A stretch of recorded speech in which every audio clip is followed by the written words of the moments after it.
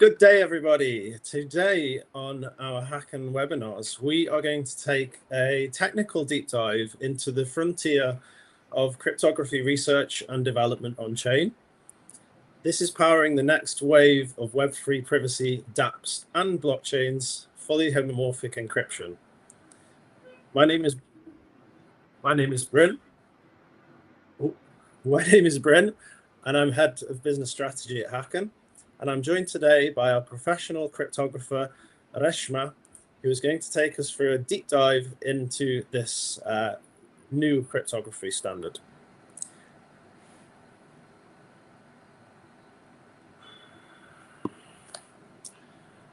Our company, Hacken, is an end-to-end provider of blockchain and AI cybersecurity services. We are leading the safe adoption of digital assets worldwide. Our 8 years in operation have led us to work with layer 1 blockchains, regulators, banks, and other institutions.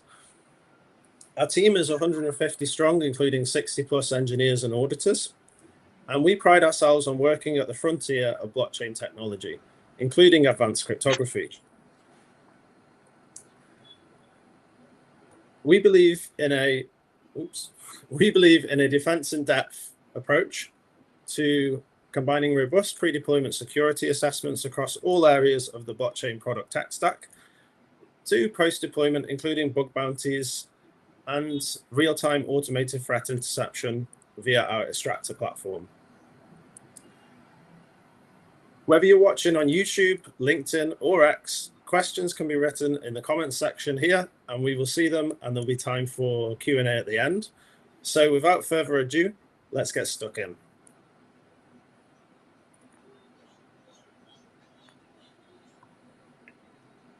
Over to you, Reshma. Thanks, Bryn.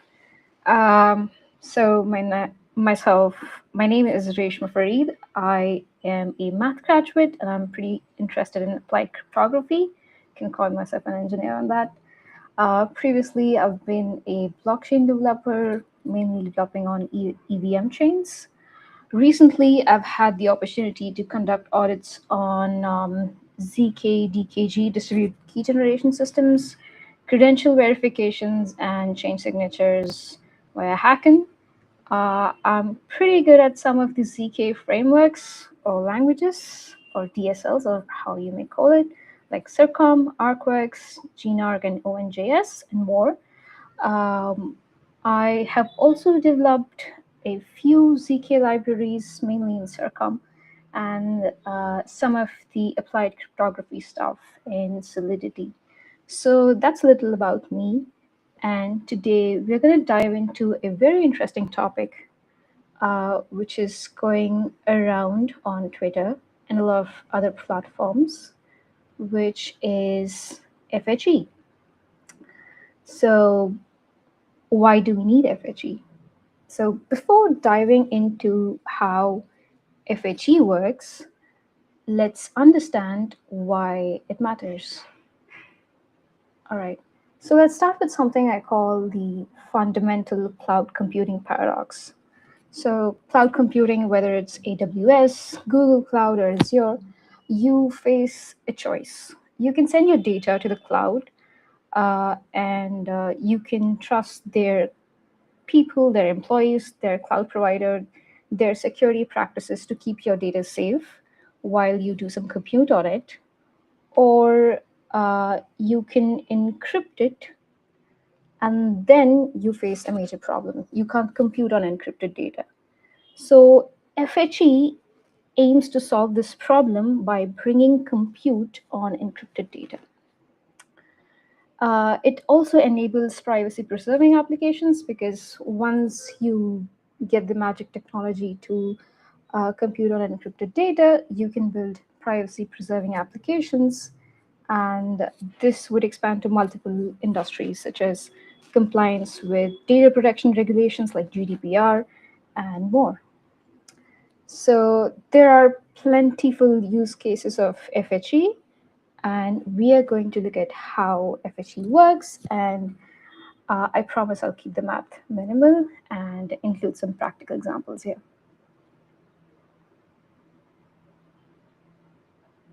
Cool. So before we dive into the magic of FHE, we do need some simple tools in our toolkit. So think of these as ingredients before we start cooking.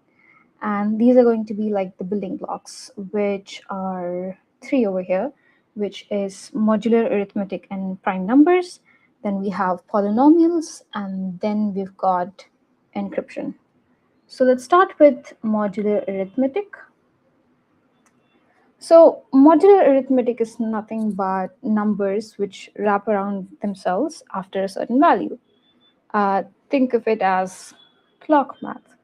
So in our normal world, 10 plus 5 would be 15. But when you do it modulo 12, you would do 15 divided by 12, and you would take the remainder, and that would be your answer. So 10 plus 5 would become 3 in modular arithmetic. You can imagine as it as hours on a clock. So 5 hours after 10 would be 3 p.m. and not 15 hours. And this is kind of crucial to cryptography itself because it gives us predictable behavior and bounded numbers growth. And it also has some interesting security properties, which we would be using later. So numbers which fall into this modular arithmetic and the set itself is what we call finite fields. And a lot of ZK stuff also happen in the finite fields. So instead of working with infinite integers, we take this set which starts from 0 and goes up to p minus 1, where p is actually your last number. So anything after p and p itself would wrap around p. So let's say you have 5 as your p, so you cannot be using 6. It would go back to 1. And that's modular arithmetic for you. Cool. We have our next building block, which is the most important building block over here, which is polynomials. Polynomials are nothing but expressions where x's and y's, these variables, are raised to some powers. So here we're using x, and we're raising it to first power or second and more on. So polynomials are what you use when you want compact representation and fast operations. Because let's say you have 1,000 numbers, so instead of having an array of those 1,000 numbers, you would use one polynomial which represents these 1,000 numbers. And polynomials also have some fast operation techniques such as FFT and NTT, which would be helpful to us to do these operations later in FHE.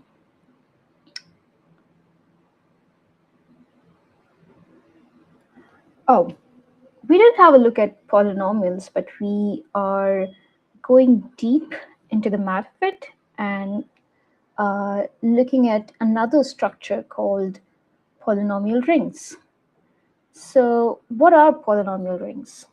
So before we look at polynomial rings, let's look at ring itself. So I'm not going to get deep into the explanation of this because this is heavy math, but yeah, we will have an overview of it. So a ring is nothing but a set of numbers where you have two operations, addition and multiplication. And whenever you perform these two operations, the results have, there are these 5 properties which it satisfies. So the first property is the closure property, which is the result of these operations will also be in the set, which is what we call as the closure property. Associativity is where you might change the order of the operation, but in the end, the answer remains the same. Additive identity is where you add your additive element to your number and you still get the same field element. Inverse is where you have an inverse number. Now, this is very simple when you take normal integers. So in normal math, the inverse of, let's say you're performing multiplication, the inverse of 2 would be 1 by 2 because that's what gives you 1. And there's this property of distributivity where multiplication distributes over addition. So these are obviously pretty math-heavy stuff, and we don't need to get into details of it. But overall, it's good if we just remember ring as a set of numbers where we have two operations and it satisfies 5 properties. So a polynomial ring would have all these properties but over polynomials. So it's not going to be any different than how it would behave with normal numbers, just that we have x's and y's here to the raised to some powers.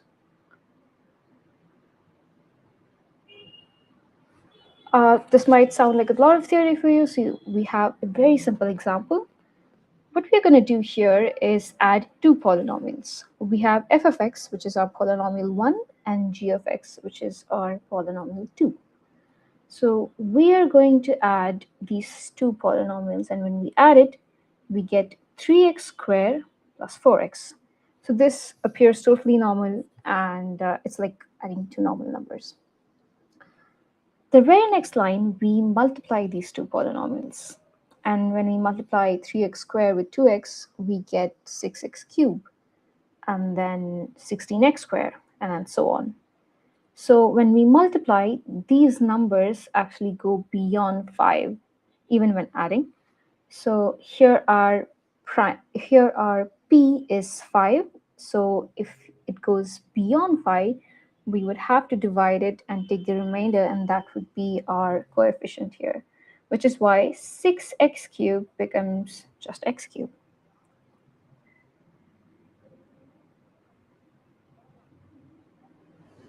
So we had a look at polynomials. We had a look at polynomial rings. Now we are going to look at quotient rings. So if you just looked at the last slide, we multiplied two polynomials, and the power of x had just increased. When you multiplied x with x squared, you got x cubed. So this way, when we keep performing operations on polynomials, the degree of the polynomial is going to increase, and it's going to have an unbounded degree at some point, which is why we need to have a solution. And the solution we have is quotient ring, which means to prevent the degree of the polynomial and going too far, we divide it using this polynomial, which is x power n plus 1. So this is called as a cyclotomic polynomial. We are not going to get into the details of it. Basically, x power n plus 1, if you take the root of x, it's going to be the root of unity. So we're not going to get into that, but let's just say that for mathematical convenience, when the degree of polynomial gets too much, we divide it by another polynomial, so we could have a fixed compact representation so that it's efficient to compute and do operations on. And it's not just for convenience, it's also for security.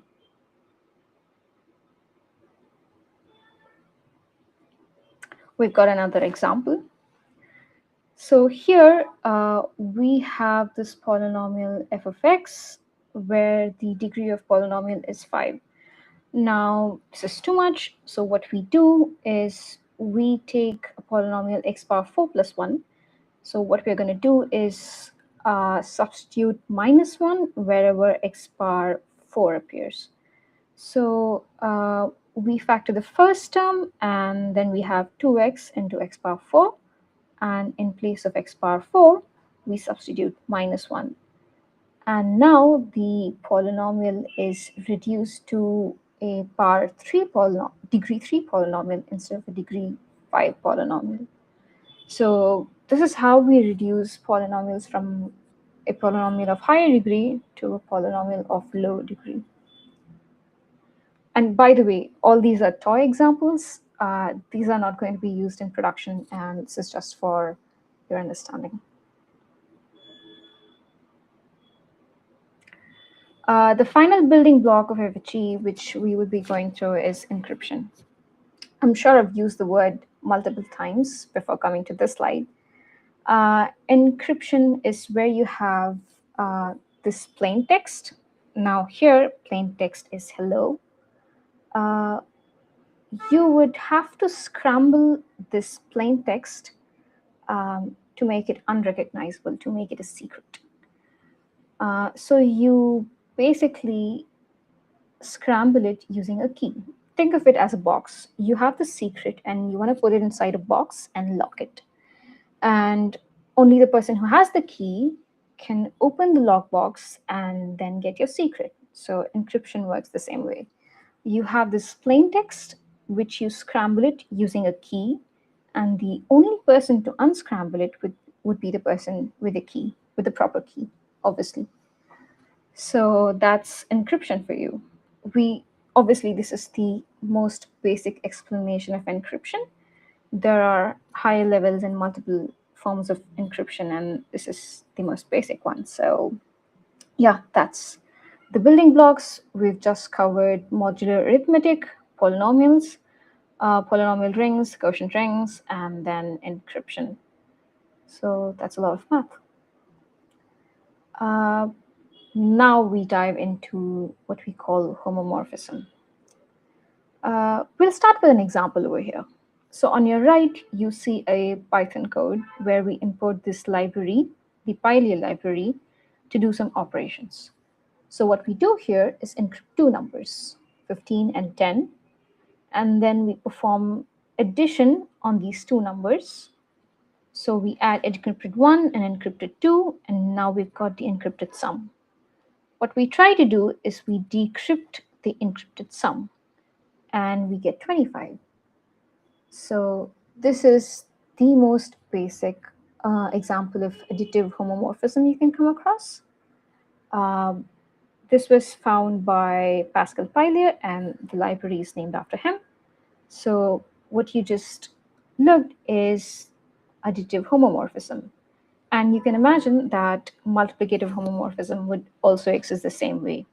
You have the numbers, you encrypt them, you perform operations, and when you decrypt them, you get the same answer which you would have gotten if you perform the operations on the plain text or the unencrypted data. Now, fully encrypted homomorphism is where both the operations are supported, so addition and multiplication. So that's a sneak peek of homomorphism there. But before we dive into how this all comes into place, let's see how it's made possible. We're going to look into the modern foundation of FHE, which is the LWE problem. LWE is learning with errors problem, but before we look into learning with errors, we are going to be looking into learning without errors, which is the easy version of it. Let's say I'm thinking of a number, a secret number, and I say 2 times s is 10, 3 times s is 15, 5 times s is 25, and so on. I give you a bunch of equations, and I ask you to find the secret number s. I'm sure you would have told me that it's 5 because it's basic math.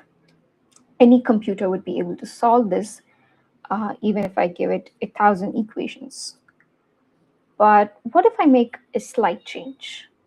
What if I add a small random error or noise to this secret? So what if I do 2 times s plus some noise, or 3 times s plus a noise, let's say 1. I get 16 and not 15. Let's say I do the same thing to the rest of the equations. I add a small amount of noise. Now these equations become unsolvable.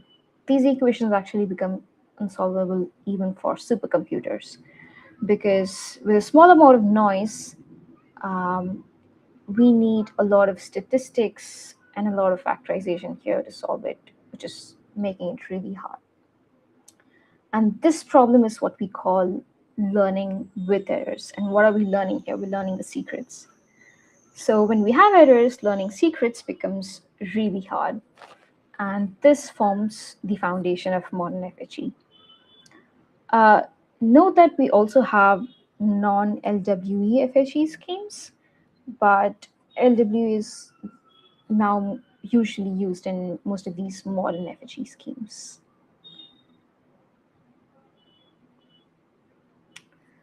So let's dig deep into this LWE problem. How does the LWE problem look in higher dimensions? Let's say we have a huge equation where A is a public random value and S is your secret vector.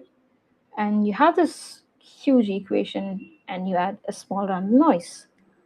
And you don't just have two equations, you have a lot of it. Let's say A11, then you have A21, 3-1, and it goes on. So how does LWE look with higher dimensions? We'll look into it with a small geometric picture. Let's say if you look into the graph paper, the 2D image of a graph sheet, which is on your left, you would say that you'd be easily able to plot 2 points, let's say X and Y, draw a line, calculate the distance between it, and do a lot of operations on a 2D scale, and would be easily able to factorize or find solutions to a lot of stuff. Moving to 3D, you would find it a little difficult because you would be plotting 3 points now. You would have an X coordinate, a Y coordinate, and a Z coordinate. That would still be easy because it's just 3 dimensions. Let's say you move to 4 dimensions and you have 4 points, which is A, B, C, and D, and that would become a little more difficult. So when you start increasing these dimensions, it becomes really hard for you to do simple operations such as finding the shortest distance between 2 points, or the length between some of the points, or just operations. When I mean dimensions, I mean these variables which we use. So in the previous slide, you would have seen that we use A11, then you have A21, and so on. When we extend it to, say, 1,000 dimensions, it's going to be incredibly hard to do even these basic operations. And this is what forms FHE. Now, this is all going to be very confusing. So to just sum up, we have our regular equations to which we add errors, and those equations, when increased to a higher dimension, become even difficult to solve. And this is like the geometric picture of it.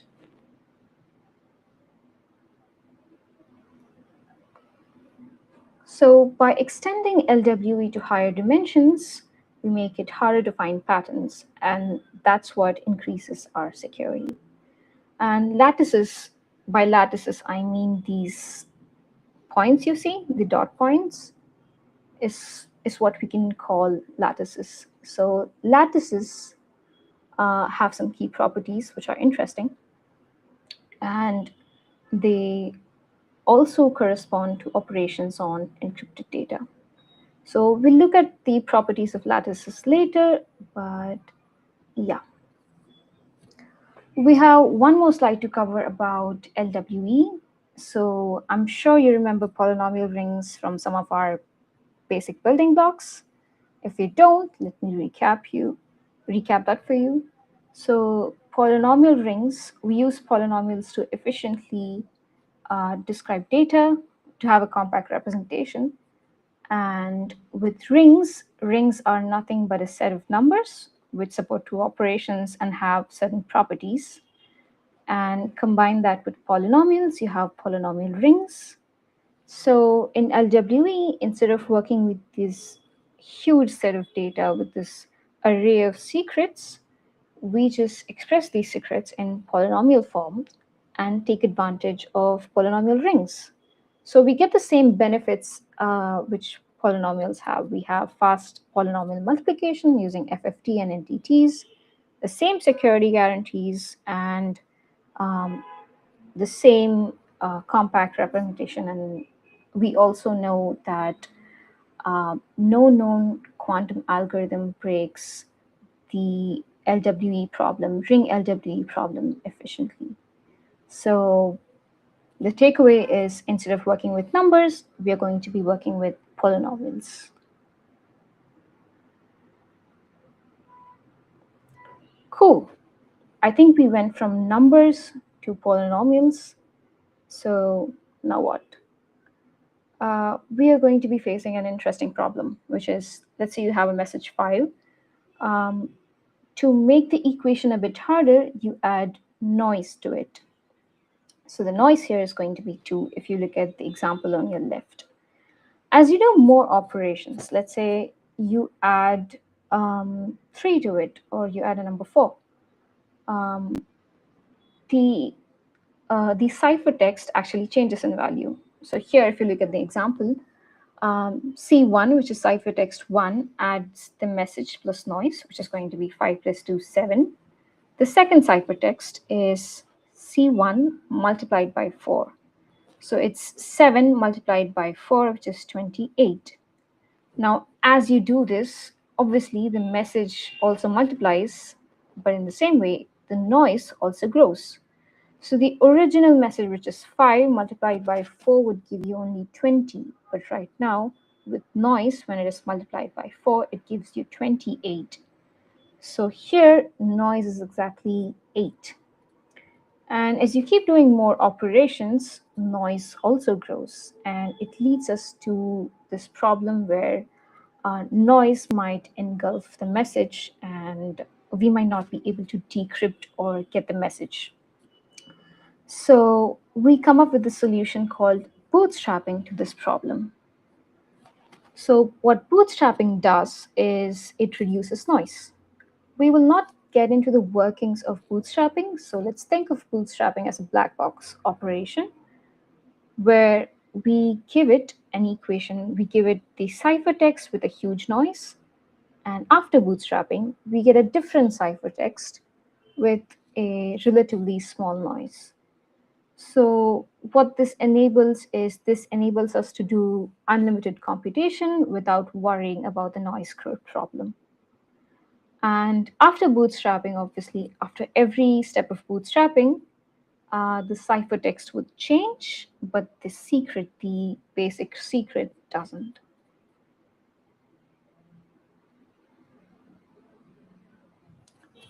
So we just looked at a lot of theory about FHE. Now let's look at some of the challenges faced in FHE. Even with all these advancements such as bootstrapping and so on, we still have noise growth, we still have computational overhead, and we still have to maintain limitations about the operations we do because of ciphertext size. So let's say in plain text, an operation is going to take seconds, 1 second. The same operation in FFG is going to take minutes or even hours. Let's talk about ciphertext. Let's say you are going to be encrypting 1 gigabyte of data. After encrypting the data and performing, say, operations on it, it's going to be in terabytes. Even bootstrapping takes seconds. So after every operation, if you bootstrap it, it's going to take minutes. And even with all the advancements, the challenges in FHE don't make it practical for us to maybe play encrypted video games or something. So on the right, we have comparison of these FHE families.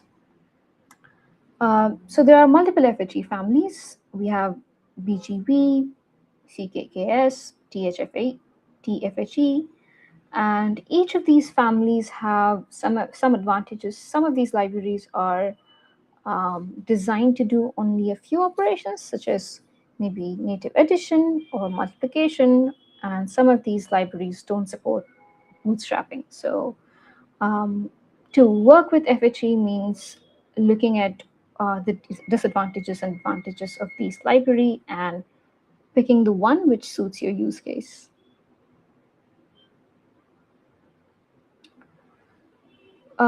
Looking into the FHE library landscape, there are several libraries. There's Microsoft's Seal library, OpenFHE, IBM's library, and Zama's library. So each of these libraries used different FHE schemes. We are going to be looking at Zama's concrete library. So an overview of Zama's ecosystem would be like the one you see on screen. At the lowest level, you have the Rust library, which does the core primitives. And then at mid-level, you have the concrete library, which you could use to write FHE circuits or programs. And then on a higher level, they have this concrete ML library, which you can use to do machine learning stuff. Now, this doesn't do advanced machine learning problems, but relatively very simple level machine learning.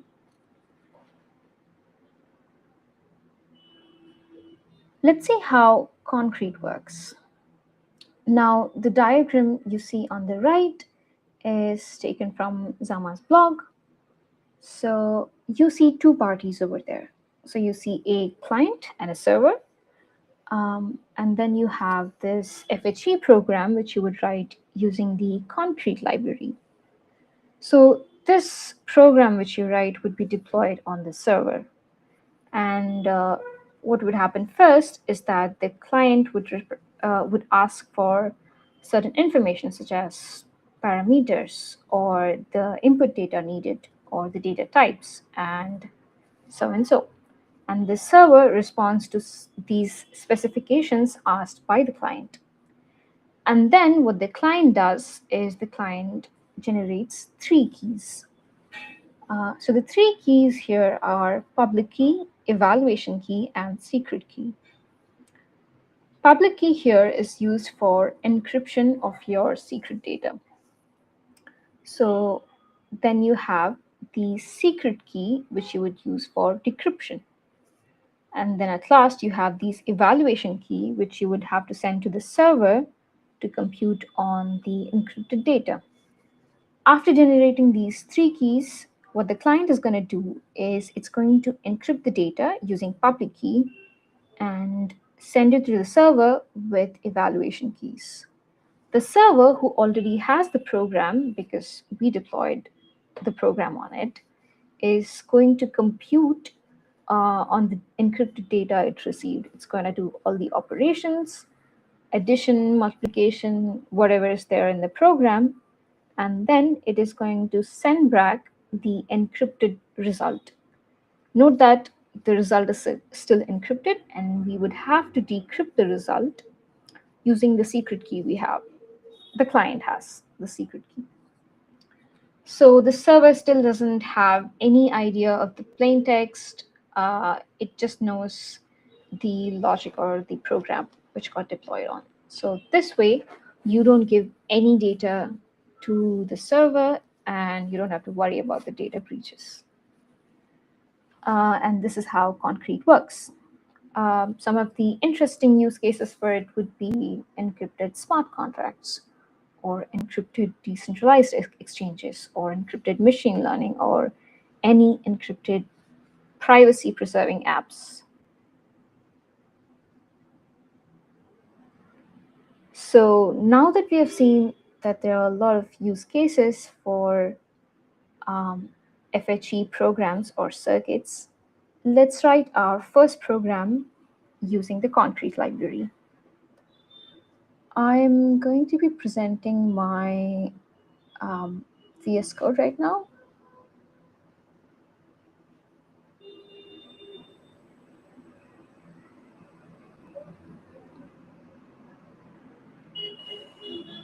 Cool. So what we do is at first we install the necessary packages we need for concrete to run, and then we pip install the concrete Python package itself. At first, we import the concrete package, and we have this Python file where we would be writing a program which performs our logic. Then we would convert this program into a circuit and run the encrypted inputs. So today we are going to be writing an auction program. So typically how an auction would be done is people send in their bids and we compare these bids and find the highest bid. So here we want to keep the bids encrypted. So for example, we take 3 bids here, bid 1, bid 2, and bid 3. And the main function here is to find the highest bid. And this function is what's going to be working on encrypted data. Now, the typical way to write a program, let's say in normal Python, would be to use an if loop like this one. Like if bid 1 is greater than bid 2, then obviously bid 1 is the winner, or we do certain things like nested ifs, like bid 1 is again greater than bid 3, then obviously bid 1 is the winner, or so and so. But in FHE circuits,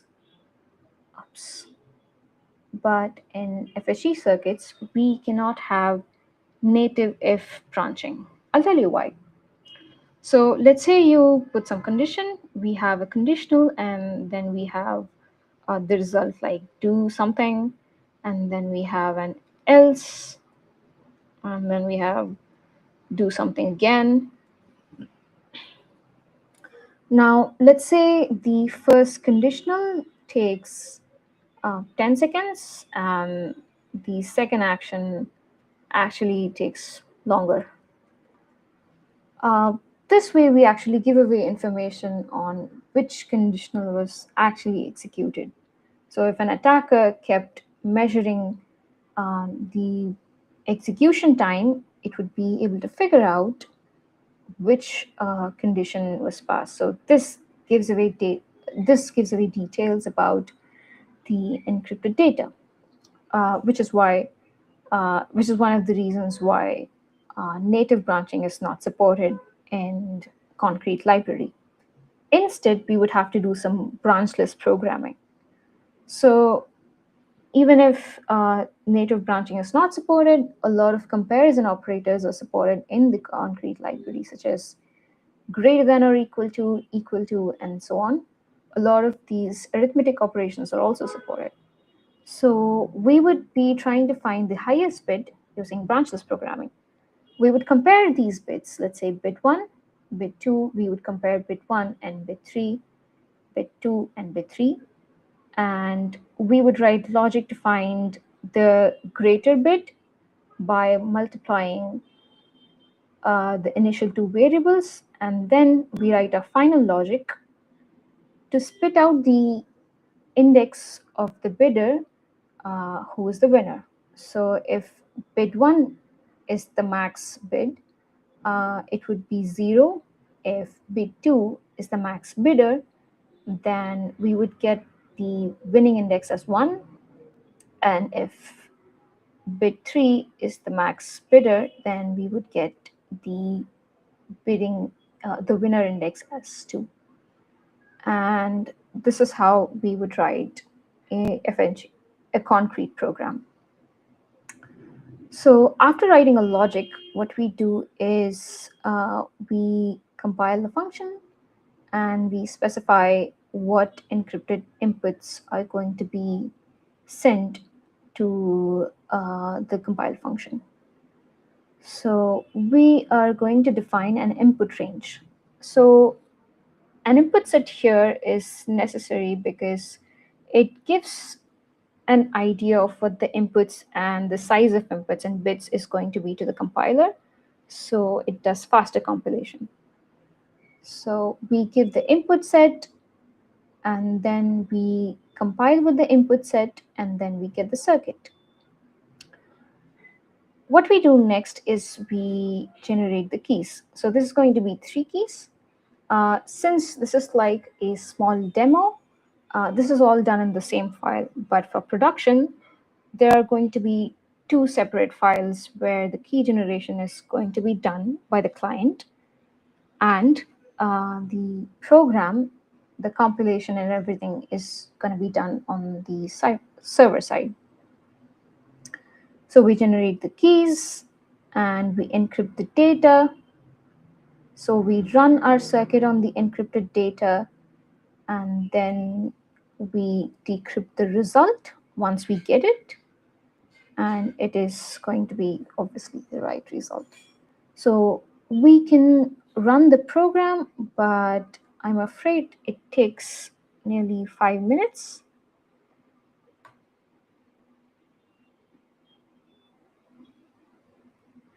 So since it's going to take 5 minutes, I already ran the program, though I'm running it right now. I already ran it, so it's going to be like this. We encrypt the bits, we run the program on the encrypted bits, and then we get the winner as bit 2, which is $72, and that's the correct answer.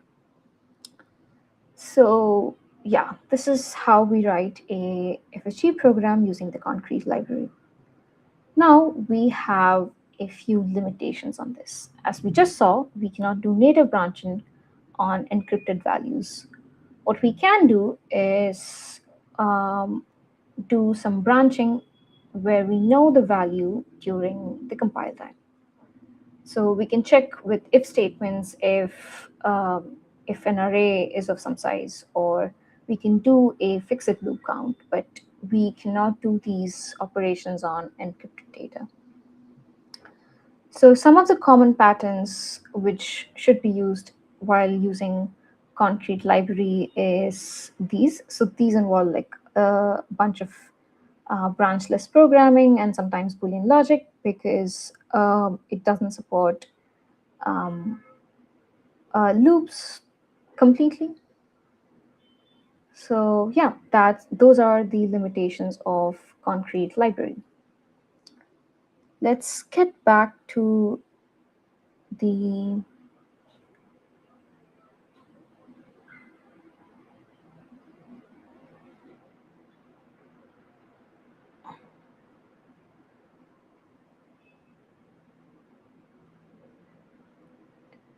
okay. Let's get back to our presentation. Yeah. So there are certain parameter sets which the concrete library uses. It is the LWE dimension, the polynomial degree, the noise, the modulus.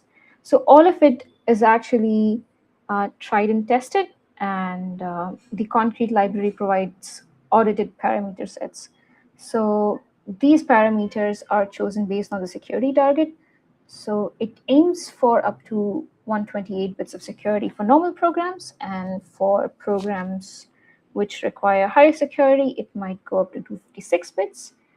And an example of these parameter sets could be, let's say, the LWE dimension would be somewhere between 1,000 and 1,200. So we are using these polynomials with errors which go up to 1,000 dimension.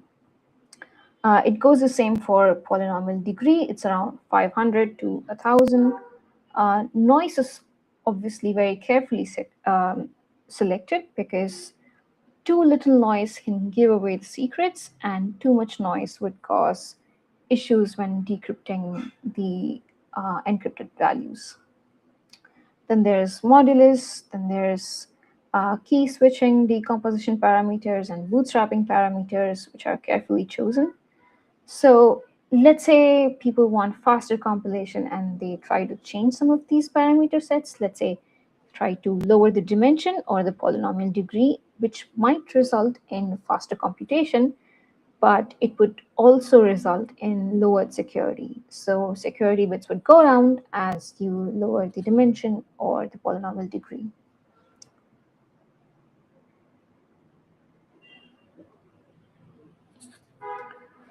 The security aspects of the library is that the core underlying assumption concrete has is on ring LWE. Let's say somebody comes up with a cool algorithm which breaks the ring LWE assumption. then we'd probably be in trouble. So yeah, that's the basic foundation this library is built on. The second is based on our usage. So secure parameter selection and noise management is crucial to using concrete library. Let's say the parameters are not carefully chosen, or noise or any of the other factors are not chosen properly, you might get decryption failure, or you might get just error compiling the program. So it's always recommended to use Zama's automatic parameter selection. The third thing is key generation and key management practices. So there we have the standard library API, which you would use for key generation. Now, as we know, we have three types of keys, which is the secret key, the public key, and the evaluation keys. A lot of time, people try to reuse these keys, which might end up as a security loophole. And sometimes people also lose the decryption key, which results in a loss, because once you've done all the computation and you have these encrypted results, if you can't decrypt it using the decryption key because you've lost it, then the whole process goes into vain. So for high assurance deployments, a lot of times this decryption key is split into multiple shares and given to multiple trusted parties. And this is called as threshold key management system. So Zama also has supporting libraries for it.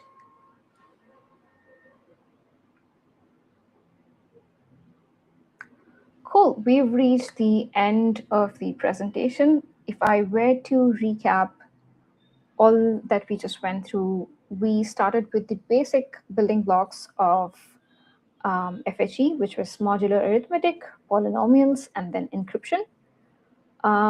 We quickly learned a lot about polynomial rings and quotient rings, which help maintain the data in a compact form, so we get cryptographic security assumptions, and it doesn't go to an unbounded degree. Then we learned about the LWE problem, which is learning with errors problem. We visualized the learning with errors problem on a graph sheet and a cube, and then a tesseract or a 4D representation of a cube.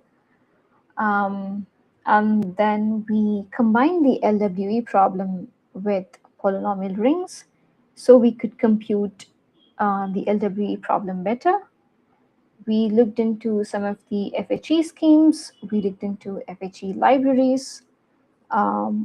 We then dived into Zama's concrete library. We wrote our first FHE circuit or program. We built a very basic auction circuit. We looked into the security aspects of these concrete written circuits. And then finally, I think we looked into the key management techniques, such as threshold key management system. So that's it for today. I hope you understood and took away a lot of information from this. And I'd appreciate if you have any questions. Thank you. Thank you, everyone.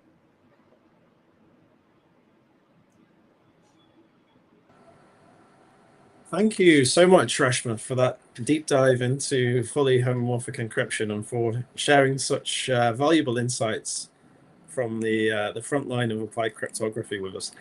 Thanks, Bryn. No problem. Before we dive into the Q&A section, I just wanted to briefly introduce our cryptography services. So at Hacken, we do help teams to design, review, and harden advanced cryptographic components within the blockchain projects that they are building. These often power privacy preserving and security critical systems in Web3. Our team can work on the design and review of cryptographic protocols, including zero-knowledge threshold schemes, MPC, and other advanced primitives, including FHE. We can do a thorough security analysis and implementation review, making sure that the underlying cryptography is not only theoretically sound, but also safely implemented. And we can also assist with performance and scalability and integration guidance as well. We help our teams to bring cutting-edge cryptography into real-world products without breaking usability or performance. So if you are building a privacy-preserving dApp, layer 1, layer 2, wallet, bridge, or any other infrastructure that leans heavily on advanced cryptography, our goal is to help you to ship safely and confidently. You can learn more about our cryptography services over at our website, hacken.io. And at the end of this session, we'll also show a QR code that you can reach us directly.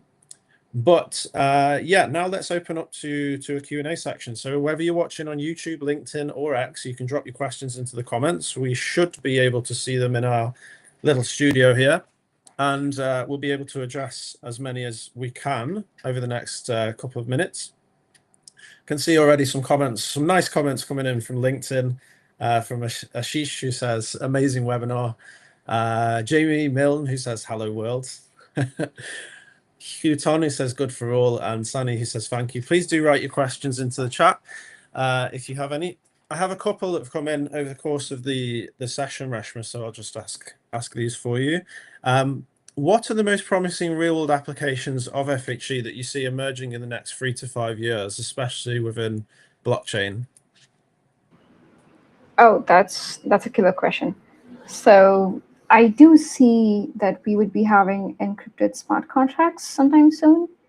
I'm not going to be spilling more details on that, but one of the very promising use cases where we could apply FHE is encrypting medical data or data which is sensitive.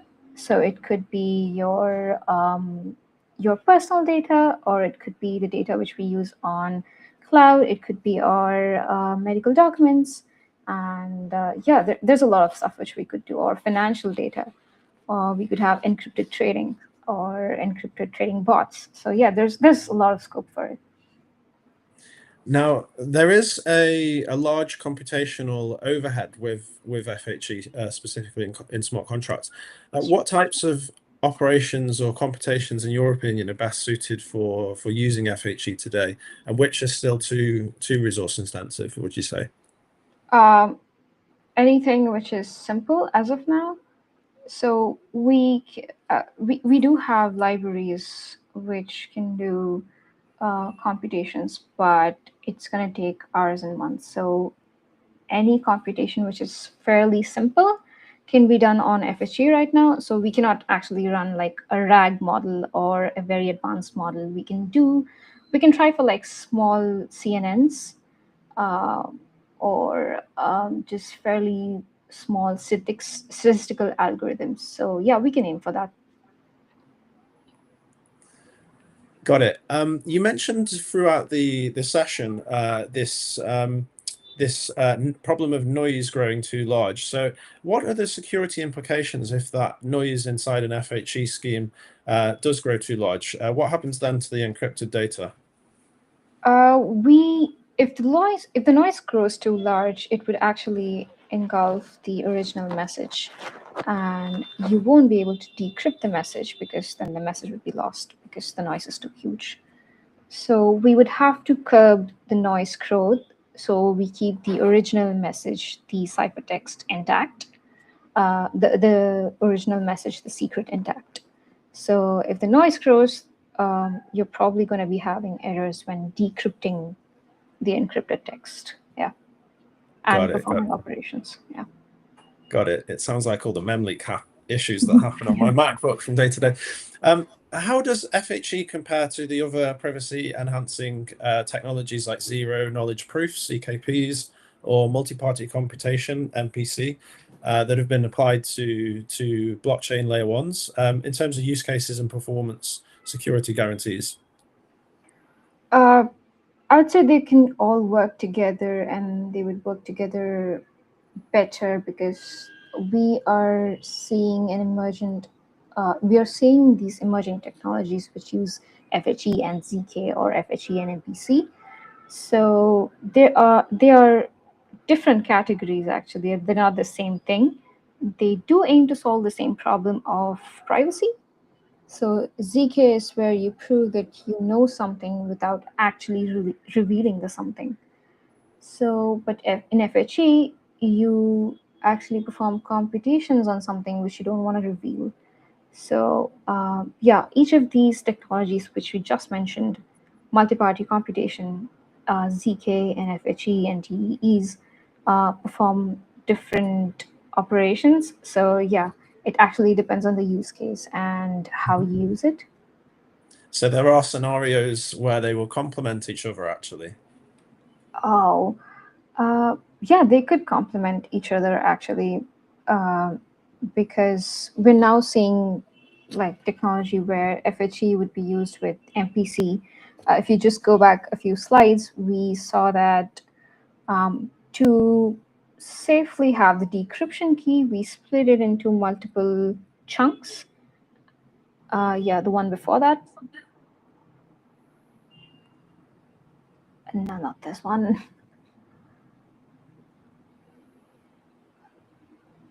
Yeah, the 28th slide. So if you see that to split the decryption key of an FHE program, we use MPC. So MPC is where you have these multiple nodes, and each of these nodes would hold a part of the decryption key. And let's say the threshold for these nodes is 3, and the total number of nodes is 5. Then in that case, 3 nodes are enough for you to decrypt a certain value. So all these technologies actually complement each other and can work with each other pretty well, like MPC does with FHE, or TEE does with ZK stuff. Yeah. Awesome. Thank you. So for developers looking to get started with FHE, what is the recommended entry point or library, and what are some initial considerations they should be aware of before diving into this stuff? Obviously, like we did with our first TFHE program, the entry point could be the concrete library. It's quite easy to work with it, and the documentation is also available.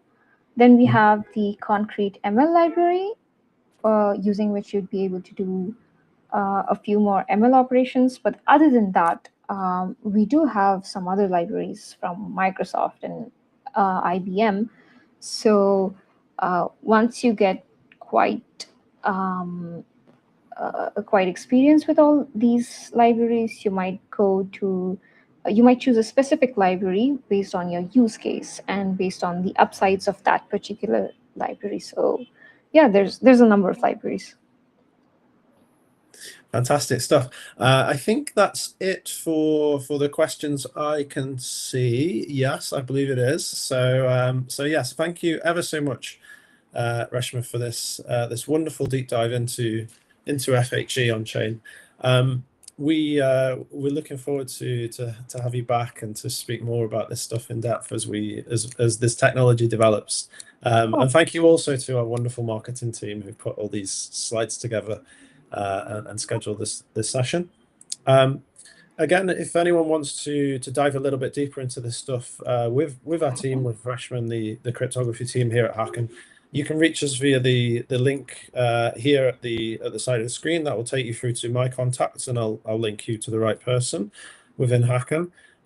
We run these sessions on a regular basis on our YouTube channel. You can check out some more technical deep dives into other frontier techs. We also cover compliance as well. So at the same time that the tech is advancing, so are the regulations. So if you're interested in that stuff, you'll find it over on our YouTube channel again. And we thank you all for coming and watching this session today, and look forward to seeing you in the next one. Thank you, everyone. Goodbye. Goodbye.